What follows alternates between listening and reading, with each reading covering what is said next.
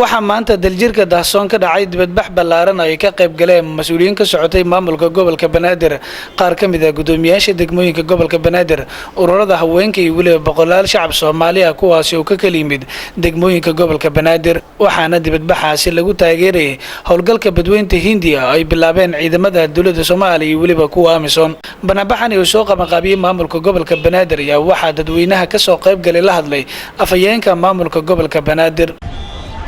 shacabka gobolka Banaadir ku taageerayo howlgallada badweynta Hindiya ee lagu sifaynayo haraadigii al-shabaab iyo nabadiidka iyo argagixisada Soomaaliya u diiday nabadda iyo horumarka banaystayna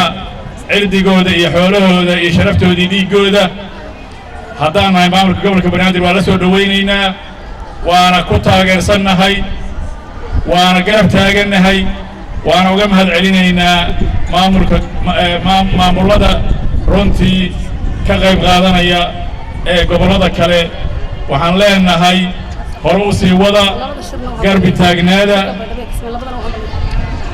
waxaan kaloo u hambalyaynayaa sida wanaagsan ee shacabka magaalada Muqdisho ku nool maanta ay u taageersan yihiin banaanbaxaanina ay ugu muujiyeen soo hagaagidda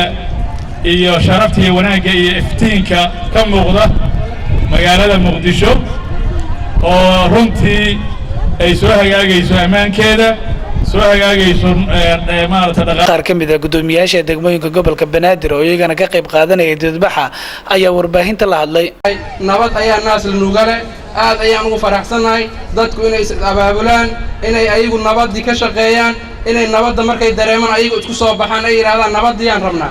aad ayaan u soo dhaweynaynaa annaguna waan garab taaganahay nabaddana waan kala shaqeynaynaa aad iyo aad ayaan ugu faraxsanahay inaan ka soo qayb galno waxaan rabnaa inaan ugu baaqno dhammaan ciidamada qalabka sida hadday yihiin militariga booliska nabad sugidda iyo asluubta waxay maalin walba u gaafan yihiin ay shaqooyinka waayaan waa shacabka Soomaaliyeed kuwa caalamka jooga iyo kuwa gudaha jooga haddaan wax iska karsano oo aan wax iska cunno oo maalin walba la eedo oo la yiraahdo waa maxay waxaan waa foolxumo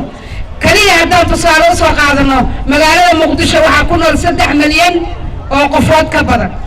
haddii qof walbaba ama guri walbaba $1 ay bixiyaan lagula taageero ciidamada ma u malaynaysaa inaan cid u baahanahay ma idaan u baahanaynaa